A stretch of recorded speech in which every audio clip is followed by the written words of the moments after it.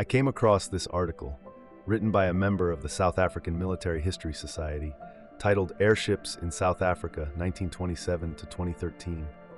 It describes a proposed airship route with stops in Cape Town, Durban, Mombasa, and even as far as Egypt. It mentions advertisements, cartoons, stories of air travel, and the many events surrounding it. It tells us about an old world, one where the skies were open, unregulated. Balloons drifted freely. Blimps, airships, and strange flying machines crossed the oceans. Engineers experimented with gases, fuels, and propulsion methods. There were failures, some fatal, but the dream of flight was alive. Some of these airships were massive. They had cabins, ablution facilities, lounge suites, everything you'd expect from a luxury cruise liner. Passengers would board knowing they were in for a slow, scenic journey. A 2 to 3 day flight from Cape Town to Johannesburg, attended by cabin crew, drifting through the skies in quiet elegance. Then something changed. Fixed-winged aviation took over, and with it came the iron grip of regulation. Suddenly, flight was no longer free, no longer experimental, no longer in the hands of inventors, adventurers, or everyday people. Instead, a few powerful businessmen, conveniently aligned with politicians, saw an opportunity. They pushed for strict aviation laws, demanding centralized control and outlawing anything that didn't fit their model of efficiency, profitability, and government oversight.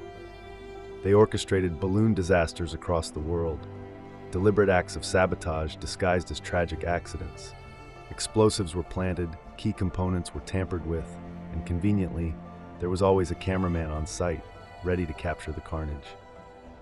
The footage spread like wildfire, reinforcing the narrative. Airships are dangerous, unstable, a thing of the past. And just like that, the dream of free air travel was buried. Airships vanished from the mainstream, reduced to nothing more than distant memories of a forgotten past.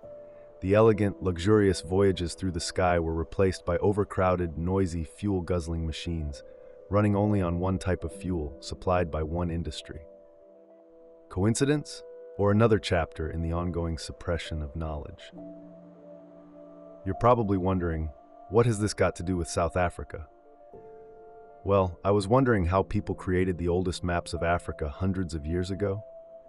Are we really supposed to believe that explorers mapped vast landscapes on horseback with a paintbrush and canvas? That they rode through uncharted territory, carefully sketching every coastline, mountain, and river? I don't buy it. They mapped it from the sky. They climbed into airships, floating above the land, painting from a bird's-eye view. That's how the oldest maps of Mama Africa were made. And those maps, some dating back to the 1400s, tell a very different story from the one we were taught.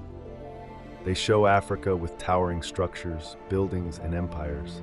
They show Africa as a supercontinent, with giant characters and sea monsters. Historians want us to believe that these buildings, like the sea creature, were figments of the cartographer's imagination, but they couldn't be further from the truth. These buildings were real. Let's look deeper. Many of these structures have a peculiar marking, a small circular symbol painted in gold or yellow placed inside the buildings. Not just on African maps, maps from Europe, from Asia, from the Americas.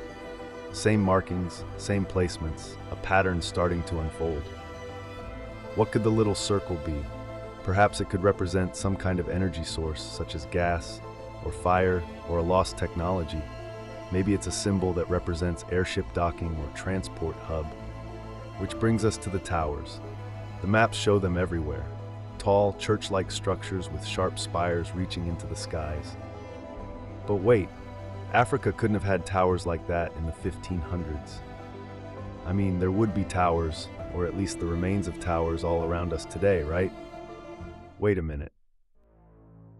Mainstream historians tell us these towers were built for defensive purposes, to watch for approaching enemies. What if these weren't lookout towers at all? What if they were docking stations for airships? What if, in a forgotten age, airships floated down and anchored to these towering spires? What if the story of flight is much older, much broader, and far more advanced than we've been told? What if these buildings are part of an ancient air travel network, from a history much older and far broader than we've been led to believe, one that spans centuries and continents. Take this water tower in the Netherlands, for example, Amsterdam, the Zuidergasfabriek Watertoren, otherwise known in English as the Southern Gas Factory Water Tower. 12 months to build. Straight off the bat, we're told that there's a confusion around who actually designed the building. They don't know who designed it. But whoever built it did an astounding job and did it in 12 months. A structure that survived 100 years with ease and would probably last 1,000 more if we don't blow it up or destroy it.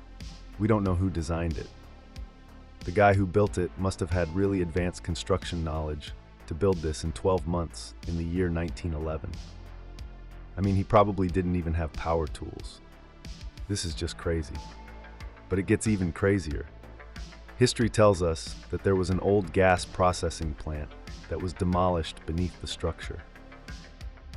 The old Southern Gas Factory. We're told that it was used to light street lamps. I wonder if it had any other purposes. In this old photo, you can see the tower on the left and the gas factory with its chimneys in the background. Look at all these other buildings. Were they also demolished with the factory? It looks like some kind of community that had its own gas production factory with a tower. The tower probably had multiple functions, such as a mooring mast for airships, passenger on and off boarding with a kiosk, and waiting area at the top. A clock to tell the time and a gas line to refuel the airships. People in those days were self-reliant, growing their own food, producing their own gas. Could it be that they were self-reliant to the point of having their own airship docking station and the opportunity of cheap or free flight to any destination they chose? Why would someone put a stop to this? Well, I was looking into the history of private gas companies in Amsterdam, and I came across this article where a paragraph really jumped out at me. It says that due to the very large profits that the private companies booked, there were more and more proponents of municipal exploitation of the gas factories. When the disagreement between the municipality and the companies increased, the municipal council terminated the concessions in 1897. In 1898, the municipal exploitation started. I guess that answers our question. These gas factories were all over Amsterdam in the 1800s. People weren't relying on the government for gas, they were relying on themselves. This was obviously a problem that needed to be demolished, and there were many demolitions. The discovery of natural gas took place, and that was that. All of the gas factories that were once privately owned and beneficial to their local communities were destroyed. Buildings of impeccable design with intricate brickwork and multiple functions were demolished. Buildings that were strong enough to last 1,000 years were lost forever. Back at the old Southern Gas Factory, it becomes clear as to how much was actually demolished. They demolished it and decided to put green grass in its place. A park where people can ride their bikes and picnic. Something once so grand and useful, now just an empty playground for adults. The gasworks, not entirely for the sake of their beauty, but because 6 of their chimneys had to come down on the same day. Explosion is the quickest way. Amsterdam is turning over to natural gas, enormous supplies of which were recently discovered off the Dutch coast. So away with coal gas plants.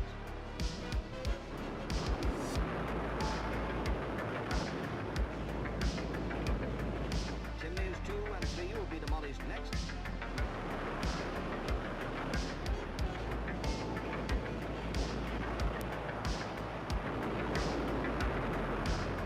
Soon they fell thick and fast.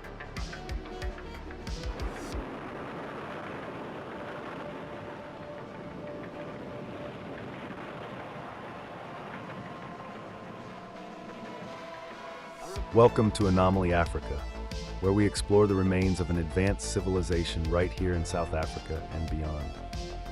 We investigate buildings on your local street corner that were clearly built to last 1,000 years. We uncover the hidden truths of our past, and we help you connect with the real medicines of this land through our online shop. We encourage you to fuel your mind, fortify your body, and reclaim your balance by visiting Alchemy Africa for ancient remedies, herbal power, and fungal wisdom. Follow us for more.